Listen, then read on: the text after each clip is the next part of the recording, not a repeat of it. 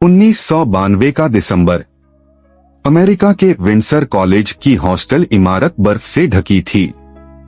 Christmas की छुट्टियों के कारण पूरा परिसर सुनसान था, सिवाय दो छात्रों के, माइक 21 वर्ष और उसका रूममेट मैटी।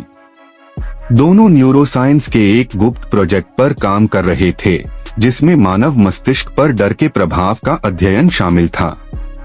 उस रात कमरे में हीटर की हल्की सीटी और बाहर बर्फ की सन्नाटे को चीरती हवाएं थीं।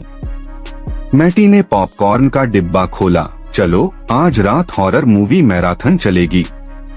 फिल्म खत्म हुई तो मैटी ने एक कहानी सुनाई, ब्लडी मैरी, एक ऐसी भूतिया स्त्री जो शीशे में रहती है। अगर कोई आधी रात अकेले बाथरूम में बंद होकर शीशे के सामने 3 बार उसका नाम पुकारे तो वो निकलकर उसकी आंखें नोच लेती है। माइक हंसा। ये सब झूठ है, पर उसके मन में जिज्ञासा जागी। प्रोजेक्ट के लिए वो अंधविश्वास का मनोविज्ञान समझना चाहता था। रात 12:30 बजे माइक बाथरूम में घुसा। कंपकंपाते हाथों से उसने मोमबत्ती जलाई और शीशे में अपनी परछाई को देखकर 3 बार चिल्लाया, bloody Mary, bloody Mary, bloody Mary. कुछ नहीं हुआ। वो हंसते हुए लौटा, पर सोते समय उसे सपना आया। वो एक खौलते समुद्र में डूब रहा था।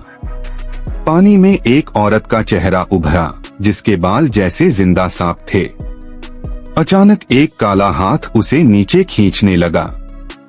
सुबह बाथरूम में माइक की चीख गूंजी। शीशे के बीचों बीच गहरी दरार थी, जिसमें से लाल तरल टपक रहा था। मैटी ने कहा, शायद पानी की पाइप लीक है, पर माइक को यकीन था ये खून था। उस रात फिर सपना आया। वो शीशों के भूल भुलिया में था। हर शीशे में ब्लडी मैरी का चेहरा उसे घूर रहा था। एक विकृत आवाज गूंजी, लड़ी मारी, लड़ी मारी। जैसे ही वो चीखा, शीशे टूटे और एक काली छाया उस पर झपटी। माइक ने मैटी को सब कुछ बताया। मैटी हंसा, तुम्हारा दिमाग प्रोजेक्ट के कारण खराब हो गया है।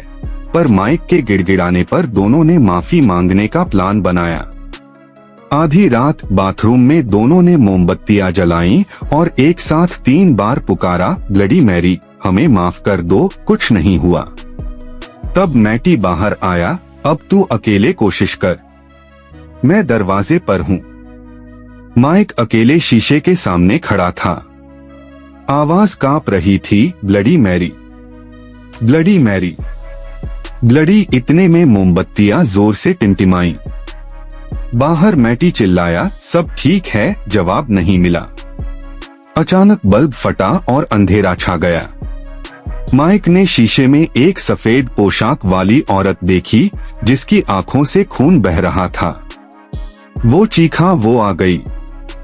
मैटी ने दरवाजा खोलने की कोशिश की, पर वो अंदर से जादुई ताकत से बंद था।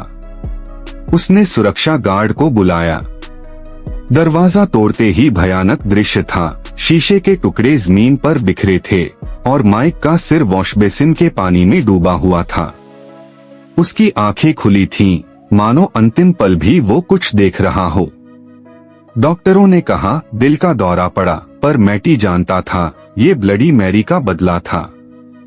आज भी वो किसी शीशे में अपना चेहरा नहीं देखता। ये कहानी सिर्फ काल्पनिक नहीं। दुनिया भर में 42 लोग ब्लडी मैरी को बुलाने के बाद रहस्यमय तरीके से मरे हैं। क्या तुम्हारे घर का शीशा सुरक्षित है? अगर ये कहानी आपको रोमांचित कर गई तो खूनी मंडेज चैनल को सब्सक्राइब करें।